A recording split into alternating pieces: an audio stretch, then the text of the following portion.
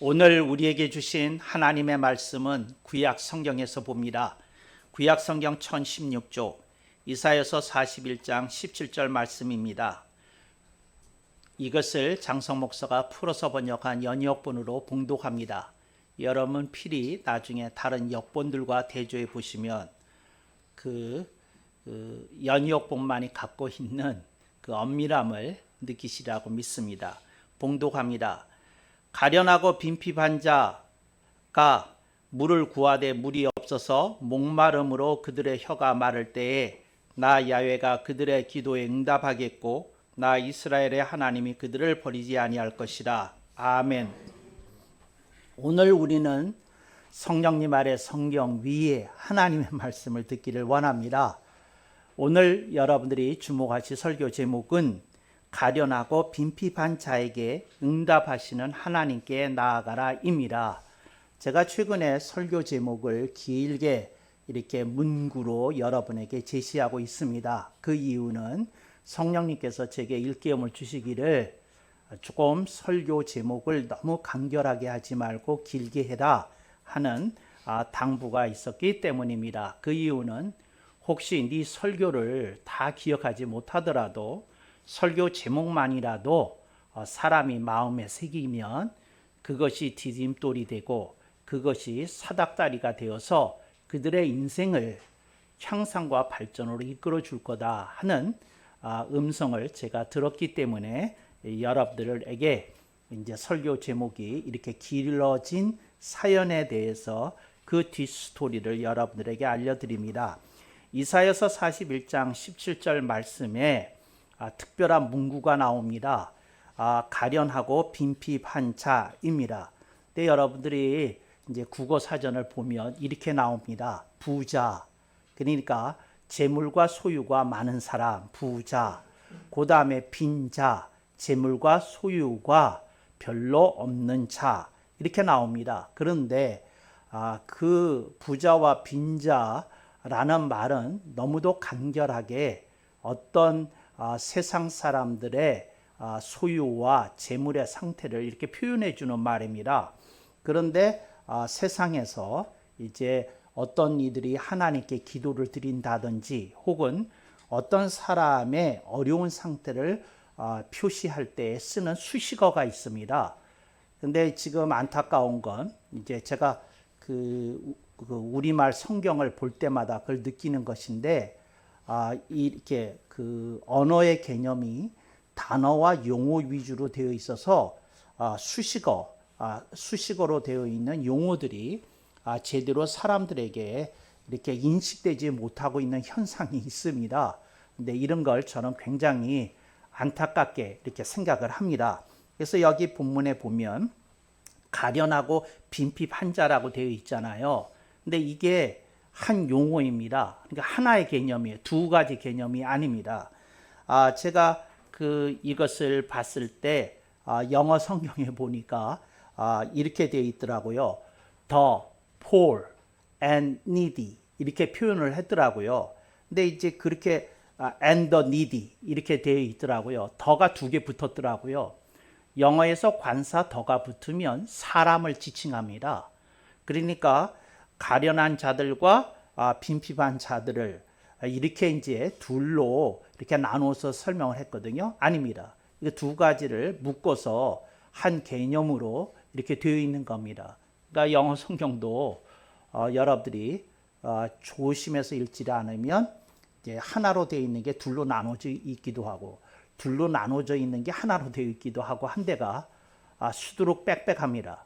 근데 언제고 이런 것들을 좀 다듬어서 성경에 수식어 사전이라도 하나 만들어내야 좋지 않을까 하는 생각을 제가 가끔 합니다. 근데 제가 손대고 공부하는 분야가 너무 많아서 그거 이렇게 할 수 있을지 모르겠습니다. 근데 제가 이렇게 말을 꺼내 놓으면 제가 언젠가 이제 하나님께서 기회를 주시면 할 수 있지 않을까 싶어서 그 얘기도 언급하고 넘어갑니다. 그러니까 가련하고 빈핍한 자는 한 개념입니다. 한 용어입니다. 그래서 어떤 사람의 상태를 설명할 때에 가련하고 빈핍한 자라는 말이 이렇게 수식어로서 사용이 되었다 하는 것을 기억하시기 바랍니다. 가련이라는 말에 대해서 알려드리겠습니다. 이건 뭐냐면 누가 봐도 남녀노소 누가 봐도 불쌍하게 보이는 사람을 가련이라고 그럽니다. 그러니까 누가 봐도 저 사람 불쌍한 사람이야. 저 사람은 딱한 사람이야. 정말 어려운 사람이야. 이게 가련입니다. 그래서 가련하다 하는 얘기를 들을 지경이 이렇게 사람이 되면 참 그 안타까운 사연이 그 속에 담겨 있다고 보시면 되겠습니다. 가련입니다. 그래서 옛날의 선비들은 이런 가련이라는 말의 대상자가 되는 걸 극도로 꺼렸습니다. 그래서 선비들은 언제나 의관을 정제했습니다. 언제나 의관을 깨끗하게 세탁해서 입었습니다. 풀을 먹여서 깃을 세우고 그러고 다녔습니다. 근데 왜 그랬을까요? 가련한 자라는 말 듣기가 죽기보다 싫어서 그렇게 하고 다녔습니다. 그래서 가련한 자라는 말은 누가 보기에도 안 된 사람입니다. 이게 가련이라는 뜻입니다. 그 다음에 빈핍한 자라는 말에 대해서 알려드리겠습니다. 가난한 자, 빈자 이것과는 비교가 안 될 정도로 심히 어려운 상태에 있는 것을 말합니다. 그래서 요즘은 이 말 안 씁니다. 왜? 이제 사회가 어느 정도 먹고 사는 시대가 열렸기 때문에 그렇습니다. 빈핍이라는 말은 뭐냐면 하루 세 끼를 챙겨 먹을 수 없는 상태에 있는 사람을 빈핍이라고 부릅니다. 그러니까 하루 세 끼 챙겨 먹을 수 없어요. 그게 무슨 말입니까? 돈이 마른 겁니다. 그러니까 가뭄으로 강 바닥이 쩍쩍 갈라진 것처럼 어떤 사람의 재정 상태가 심히 열악하여 하루 세 끼 먹기가 힘든 상태에 있다. 그게 빈핍입니다.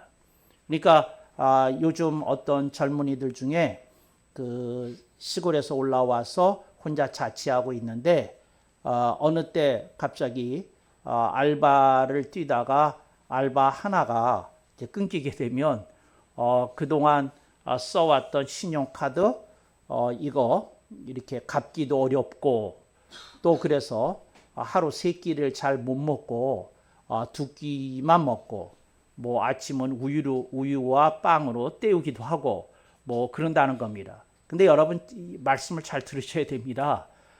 내가 먹을 게 풍부한데 또 지갑에 돈이 두둑한데 신용카드도 있는데 내가 빵과 우유를 먹는 걸 얘기하는 게 아닙니다. 그것밖에 먹을 수 없어서 이제 끼니로 그것을 대체하는 사람에 대한 설명입니다. 근데 그런 사람을 빈핍한 자라고 얘기했어요. 이걸 합쳐놓은 겁니다. 가련하고 빈핍한 자, 빈핍했는데 이걸 사람들한테 숨길 수 없는 상태가 된 거예요. 이게 가련하고 붙은 이유입니다. 그러니까 예를 들자면 어떤 사람이 이렇게 월세방에 살아요. 그리고 그 쪽방에 살아요. 근데 그 사람이 바깥 출입을 안 하기 때문에 이 사람의 상태가 어떤지 몰라요. 그러면 그 사람은 객관적으로 봤을 때 빈핍한 자는 맞습니다. 근데 아무에게도 노출이 안 됐기 때문에 가련한 자라는 말은 못 듣는 겁니다. 이제 이렇게 되는 겁니다. 그러니까 가련하고 빈핍한 자는 노출이 된 사람을 말합니다. 그러니까 여러분들이 얼른 떠올리는 사람이 있을 것 같아요. 노숙인들이 여기에 해당이 되는 겁니다. 가련하고 빈핍한 자, 이제 이걸 성경은 얘기를 합니다. 그런데 요게 요렇게만 쓰였느냐? 아닙니다. 이게 두 번째 뜻이 있어요. 첫 번째 뜻은 이제 말씀드렸어요. 노숙인과 같은 그런 상태. 어떤 사람이 쪽방에 있는데 끼니를 하루에 한 끼나 먹으면서 거의 버티고 사는 사람들 있다면 가련하고 빈핍한 자 맞습니다. 그런데 이게 두 번째 뜻이 있어요. 그게 뭐냐면 현재 대한민국과 같은 상태입니다. 상권 분립이 붕괴됐어요. 독재 시대가 열렸어요. 그리고 마구잡이로 법치를 훼손하는 법들을 마구 만들어내고 있어요. 그리고 이제 그렇게 하면서 얼마나 교회가 그나마 비판을 하는지 이제는 이상한 법을 만들어서 이제 이제 그 나라의 정치나 행정에 대해서 비판하는 말을 하는 교회는 교회를 해산시키고 교회 재산을 몰수시키는 법안까지도 추진하고 있어요. 이게 독재가 아니고 뭐겠어요? 세계에서 민주주의 국가라고 하는 데서 이런 것이 공공연하게 거론되고 추진되는 나라는 불행하게도 지금 현재 대한민국밖에 없습니다. 그래서 지금 대한민국의 상태가 가련하고 빈핍하게 되었어요. 그러니까 먹을 게 없어서가 아니라 정의가 붕괴되고 있고 불의가 판을 치고 있고 이런 더러운 세상에 우리들이 살고 있어요. 근데 이런 더러운 세상에 우리들이 살고 있는데 그나마 의식이 있어서 이것 때문에 뉴스를 보지도 못하고 가슴이 떨려하고 그리고 밤잠을 이루지 못하면서 괴로워하는 사람들, 그런 사람들을 가련하고 빈핍한 자라고 그런 겁니다. 해결할 길이 없거든요. 힘이 있어야 뭐 대항을 하든지 싸우든지 할 때인데 힘이 없어요. 그리고 어떻게 해야 할지를 모르겠는 거예요. 그러니까 이게 불이라는 걸 알고 이게 잘못됐다는 것 알고 이게 부정이요 부패라는 것도 알고 다 알겠는데 길을 찾을 길이 없는 거예요. 그래서 길을 찾을 수 없기 때문에 빈핍입니다. 그러면서 본인의 영적인 상태나 지성적인 상태나 또 심성적인 상태가 자꾸 이렇게 훼손되고 있기 때문에 가련한 거예요. 그래서 가련하고 빈핍한 자가 이게 하나님 앞에 이렇게 그 무릎을 꿇는데 너무 갑갑하고 답답한 거예요. 정말 이게 얼마나 그 켜컵이 쌓이는지 모르겠습니다. 한국말의 아름다움에 대해서 말씀을 드리려고 그래요. 한국말에서 리을이 받침에 붙어 있으면 움직임을 나타냅니다. 할, 움직임이 있죠? 먹을, 이 움직임이 있죠? 갈까, 갈. 이게 리을이 붙으면요. 그래서 한국어에서 받침 소리 리을은 바퀴입니다. 이거에 있으면 움직임이 있는 거예요. 그런데 한국어에서 비읍은 문제가 짓눌러서 꼼짝달싹 못하고 있는 상태를 나타냅니다. 미음 위에 그 말뚝이 2개나 박혀 있어요. 그게 비읍입니다. 자, 보겠습니다. 갑, 답, 어떠셔요? 그러니까 말뚝이 4개나 박혀 있잖아요. 갑. 네. 답. 그러니까 이게 비읍이 걸리면 이게 숨막히는 처지입니다. 이게 지금 대한민국의 상태입니다. 그러니까 여러분 잘 보세요. 어떻게 돼 있는 겁니까? 지금 대한민국의 상태가 어떻게 돼 있는 겁니까? 지금 비읍에 걸려 있어요. 리을에 걸려서 국가가 막 회전되고 21세기를 향해서 줄다름을 쳐야 되는데 그러지 못하고 있는 상태입니다. 근데 그런 상태 속에서 의식은 깨어 있는데 어떻게 해야 될 길을 찾지 못하고 있는 사람, 가련하고 빈핍한 자가 맞습니다. 물을 구하되 물이 없어서 아까 말씀드렸죠. 제가 물이라고 하는 게 시원한 것을 얻는 상징이라고요. 그래서 어떤 목마른 사람이 있는데 물을 마시면 가슴이 시원하고 채 걸렸던 게 쑥 내려가고 그렇게 되지 않습니까? 그래서 시원한 물을 구하되 시원한 물이 없어서 채 걸림을 해갈시킬 수 있는 어떤 것이 없다는 거죠. 그래서 목마름으로 그들의 혀가 마를 때 혀가 마른다고 그랬어요. 요 말을 또 표면적으로만 들으면 안 됩니다. 목마르니까 혀가 마르겠지. 그건 표면적인 뜻입니다. 그게 심층적인 의미가 따로 있습니다. 그게 뭐냐면 문제가 정말 꼬여서 비읍이 2개씩이나 붙고 있는 사람들, 각각 답답한 사람들은 어떻게 되는 거 아니? 혀가 말랐다는 말은 뭐냐면 기도도 잘 터져 나오지 않는다는 뜻입니다. 기도도 나오지 않는다는 거예요. 그러니까 사람이 그나마 죽음의 쥐 구멍에도 벼들 것 같은 어떤 신락 같은 소망이라도 있을 때 사람은 기도할 수 있습니다. 근데 신락 같은 어떤 빗줄기가 보이지 않는 사람은 기도 시작하기가 되게 어렵습니다. 이거 되게 어려워요. 그러니까 기도하라는 소리를 수없이 들어서 기도해야 된다는 걸 아는데 되게 어려워요. 그러니까 예를 들자면 어떤 환자가 있는데 몸이 되게 아파요. 근데 기도해야 된다는 걸 본인이 알아요.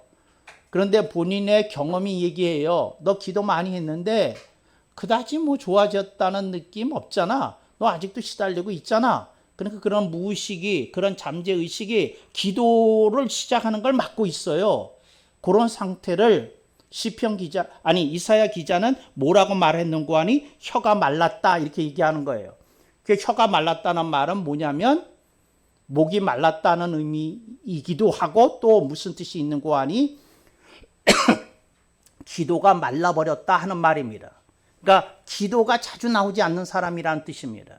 하나님께 자주 외치지 않는 사람이라는 뜻입니다. 너무 어려우면 그렇게 돼요. 근데 이게 이중의 고통입니다. 문제가 있기 때문에 고통스럽습니다. 참 안타깝죠? 문제가 있기 때문에 고통스러워요. 그런데 어떻게 되고 있습니까? 그 문제를 해결할 길이 하나님밖에 없는데 하나님께 호소하고 하나님께 부르짖는 것조차도 본인의 믿음이 약해졌기 때문에 터져나오지 못하고 있다는 겁니다. 그래서 혀가 말랐어요. 이제 그 뜻을 하고 있는 겁니다. 근데 혀가 말랐는데 그나마 기도라도 하지 않으면 안 될 것 같아서 일주일에 하루 어느 날 기도가 터졌다는 거예요. 되게 이 구절의 의미가 심상합니다. 물을 구하되 물이 없어서 목마름으로 그들의 혀가 마를 때에 야훼가 그들의 기도에 응답하겠고 요 말입니다. 그러니까 무슨 말이냐면 복수입니다. 근데 이런 사람들이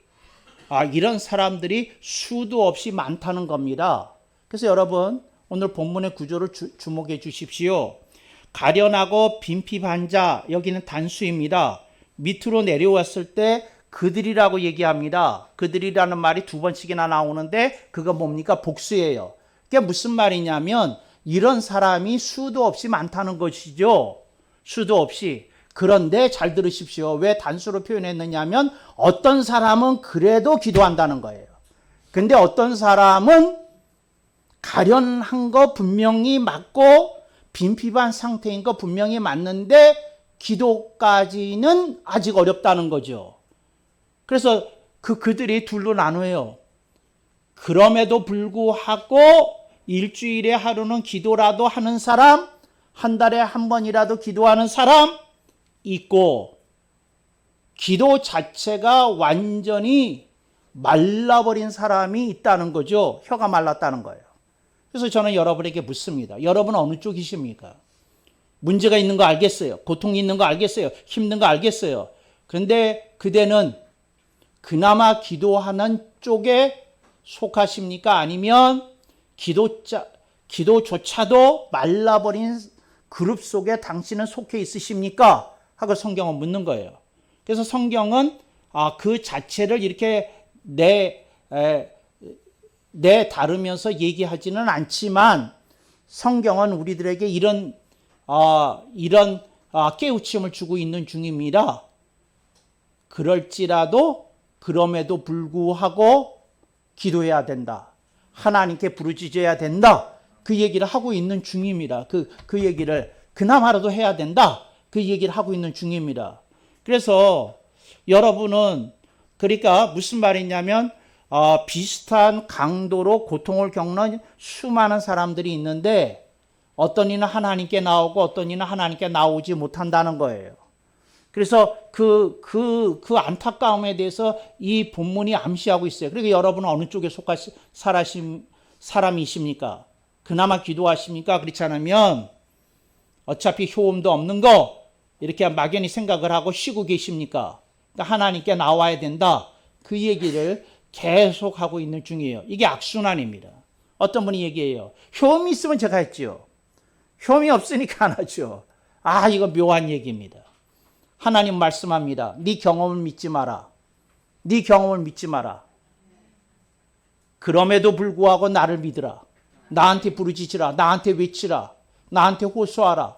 나한테 간구하라. 하나님 말씀하시는 거예요.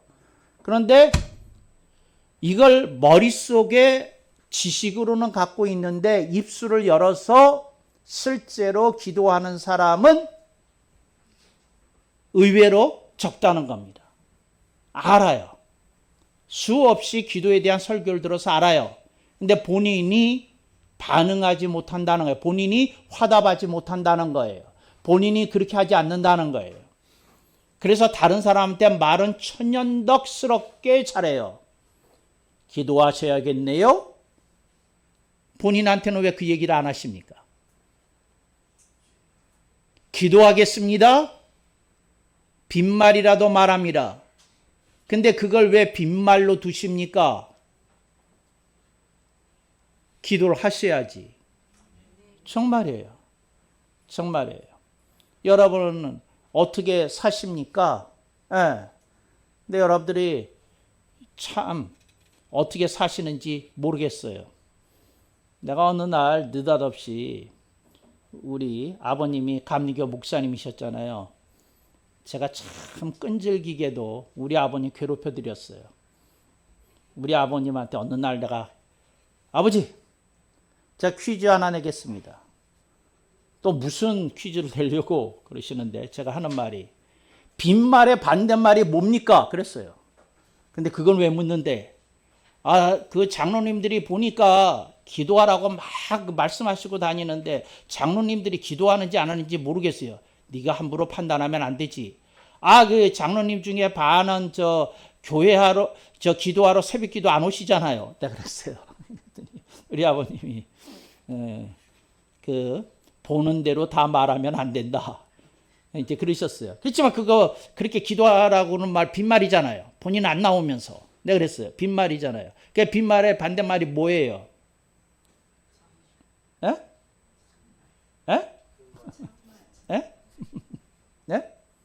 뭐라고요? 뭐라고 그랬어요? 참말. 예. 참말은 빈말의 반대말이 아니에요. 참말은 뭐냐면 이치에 맞는 말을 참말이라고 그래요. 참말이라고 그래요. 그 다음에 정말, 정말도 아니에요. 정말은 뭐냐면 약속을 지키는 말을 정말이라고 그래요. 그러니까 뭐냐면 정말 내가 간다니까 뭐예요? 약속을 지키겠다는 말이에요. 참말은 이치에 맞는 말은 참말이에요. 예. 빈말의 반대말도 모르시죠? 선비들이 쓰는 말이에요. 한말이라고 그래요. 한말. 한말. 그러니까 뭘 함. 했다. 행을 함이라고 그래요. 함. 하다의 명사형이 함이에요. 한말. 한말이라는 말은 뭐냐면 말을 하면 하는 말을 한말이라고 그래요.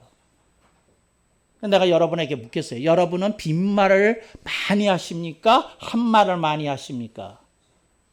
또 찔리네. 찔리네. 찔려. 또 어떤 분들은 찔리지도 않아요. 어떤 분은 찔리지도 않아. 이거 통뼈야, 통뼈. 이거 찔려야 되는 거예요. 통뼈들은 이거 찔리지도 않아요. 왜? 무슨 말을 듣든지 다 지식으로만 갖고 가니까. 그러니까 되는 게 없어요, 그런 사람들은. 그래서 여러분은 제가 묻겠어요. 빈말을 많이 하십니까? 한말을 많이 하십니까? 그렇잖아요. 아니 남편이 아내한테 사랑해 뽀뽀도 안 해주면서 사랑해 뭔 소리야? 그렇잖아요. 말이 안 되잖아. 그리고 어떤 사람은 또 그 말을 듣고 또 뽀뽀는 해요. 뽀뽀해주면서 사랑해 한 말이 아니잖아. 왜 아니에요? 여자 입장에서 생각해봐. 선물도 안 주는데 무슨 한 말이야 그게.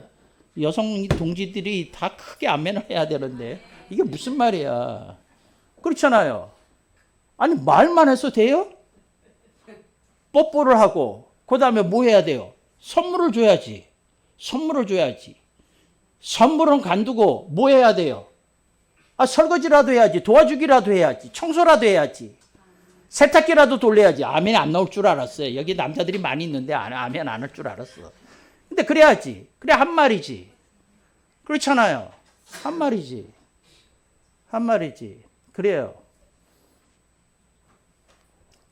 사실은 제가 설교학을 가르치잖아요. 조직신학과 함께. 목회자들의 가장 큰 비극이, 설교자들의 가장 큰 비극이 뭐냐면 빈말을 많이 해요. 한 말을 많이 안 하고. 그게 무슨 말이냐면 맞는 말이야. 하는 말이 참말인데 본인은 그렇게 안 살아. 그게 빈말이거든. 본인은 그렇게 살아야지. 안 살아. 그게 빈말이야. 근데 그게 참말 가지고 되겠어요? 본인이 한 말을 해야지. 본인이 그렇게 사는 말을 해야지. 아멘을 왜 이렇게 안 하실까?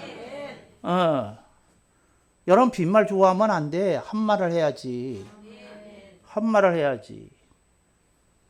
소유서 선생님이 가장 좋아하신 말이 한 말이었어요. 한 말. 그러니까 여러분들이 빈말.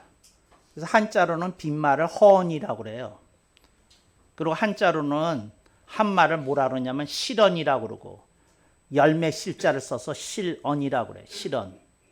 그러니까 열매로 뒷받침하는 말을 한다는 거죠. 삶으로 보여주는 말을 한다는 거죠. 허언, 실언. 빈말, 한 말. 그래서 한 말을 해야지. 한 말을 해야지. 자기가 그렇게 살면서 얘기를 해야죠. 그렇게 해야죠. 근데 그러지 않으면 무슨 소용이 있어요? 다른 사람한테만 그렇게 하라고 그러면 무슨 소용이 있어요? 오늘 본문이에요. 하나님이 뭐라고 말씀하시냐면 그 가운데 기도하는 사람들을 내가 기억하고 뭐라고 그러셨어요? 나 야훼가 그들의 기도에 어떻게 하겠고? 응답하겠고. 그들의 기도에 응답하겠고. 어쩌다가 한 기도인데 오랜만에 드렸던 기도인데 가뭄에 콩나듯이 한 기도였는데 가뭄에 콩나듯이 한 그 기도를 하나님이 들으시고 콩싹이 나오게 하셨다는 거지. 아, 농사를 한 사람은 콩싹이 나온다는 말이 무슨 말인지 알 텐데 농사를 짓는 사람들이 없어서 무슨 말인지 모르네. 인터넷 가서 찾아서 보세요. 그 그림을. 콩싹이 나오면 어떻게 되는지. 여러분의 삶 속에 아무리 어려운 일이 있더라도 여러분이 기도해야 돼요. 하나님 여기 약속하셨어요. 나 야훼가 그들의 기도에 응답하겠고 나 이스라엘의 하나님이 그들을 버리지 아니할 것이라. 이 말씀이 중요한 거는 기도 안 하는 사람까지도 보호하신다고 하는 말씀이 아니라는데 무서운 점이 있어요. 무서운 점이 있다고. 마치 뭐와 같은 고하니 예수님을 안 믿는 사람은 하나님이 구원 안 하시는 것과 마찬가지로 기도 안 하는 사람은 그 어려운 처지에도 불구하고 하나님의 붙드심, 도우심, 보호하심이 안 올 수도 있다는 거예요. 여러분들이 기도해야 돼. 기도하고 하나님께 말씀드려야 돼요. 하나님 제가 기도를 기다리고 있는데 왜 안 옵니까? 그렇게라도 얘기할 수 있어야죠. 근데 기도를 안 하면 하나님께 그렇게 항의 한번 못하고 인생이 자꾸 오그라들고 쭈그러들고 그럴 거 아니에요. 정말이에요. 그러면 안 돼요. 오그라들고 쭈그러들고 그러면. 오그라들고 하는 말은 아시죠? 발이 펴지지 않는 걸 오그라든다고 그래. 쭈그러든다는 말을 아시죠? 얼굴 표정이 어두워지는 걸 쭈그러든다고 그래. 정말이에요. 어떤 사람이 오그라들고 쭈그러드는 걸 하나님은 못 참으셔요. 오그라드는 사람의 특징이 뭡니까? 기도 안 하는 사람이에요. 여러분들이 기도해야 돼요. 부르짖어야 돼요. 외쳐야 돼요. 여러분이 가련하고 빈피반자 맞습니까? 여러분들이 외쳐야 돼요. 간구해야 돼요. 하나님께 부르짖어야 돼요. 그걸 여러분들이 기억하실 수 있기를 바랍니다. 그리고 얼굴을 피세요. 이제 그만 쭈꾸미로 사세요. 쭈그러든 사람을 쭈꾸미라고 그래요. 평안도에서. 쭈꾸미. 우리 교회는 쭈꾸미가 안 보이던데. 그렇지 않아요? 내가 정말이에요. 우리 교인들의 특징이 뭐냐면 표정이 밝아요. 아, 얼마나 마음에 드는지 몰라요. 이럴 때 시원하게 아멘해야 되는데. 예, 쭈꾸미가 별로 없어요. 그랬어요. 그래서 이 우리들은 얼굴이 활짝 펴진 사람이기 때문에 쭈꾸미를 좋아해요. 잘잘하게 씹어먹는 맛이 있거든. 그렇지 않아요? 그렇잖아요. 찰기장을 씹어 먹는 맛이 얼마나 좋아. 가라. 인상파여 가라. 나는 멋진 이로 살겠노라. 쭈꾸미를 씹으면서. 언제고 인천 가십시다. 제가 쭈꾸미 사드릴게. 하나님이. 근데 그럴 때 아멘을 왜 크게 안 하시는가 몰라.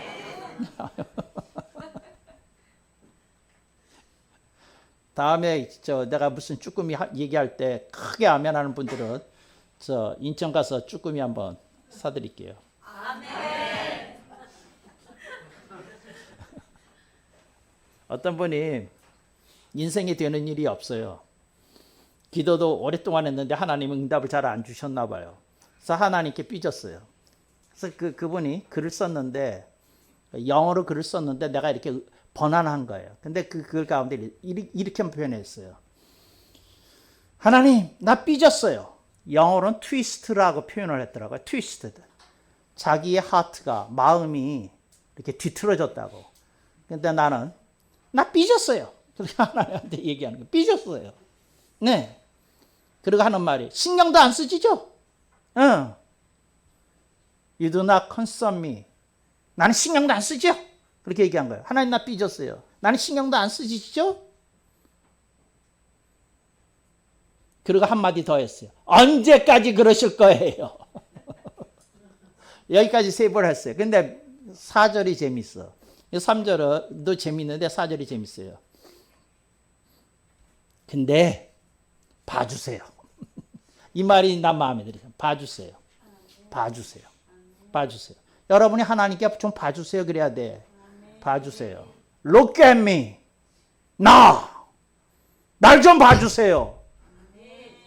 잘못을 저지른데 봐달라는 게 아니라 나 좀 봐달라고. Look at me. 이렇게 이제 기도하는 걸 내가 읽었거든요. 나는 이런 기도가 되게 마음에 들어요. 여러분 어떤 기도를 하십니까? 너무 거룩한 기도하지 마세요. 좀 그러세요. 하나님 나 삐졌어요. 좀 그래봐요. 예. 좀 삐졌다고 좀 기도 좀 해봐요. 예. 그 다음에 2절이 뭐였죠? 난 신경 안 쓰시죠? 신경 끄셨죠?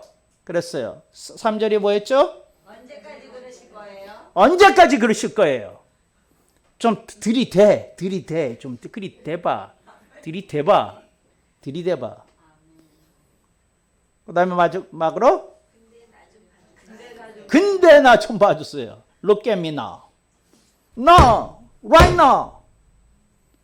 그렇게 외쳐야 되지 않겠어요? 근데 이렇게 기도 안 하는 사람은 너무 편안한 거 아니에요? 주님이 그러실 거예요. 그래? 네가 좀 더 힘들어 봐야지 제대로 된 기도가 나오겠냐? 그러시지 않겠어요?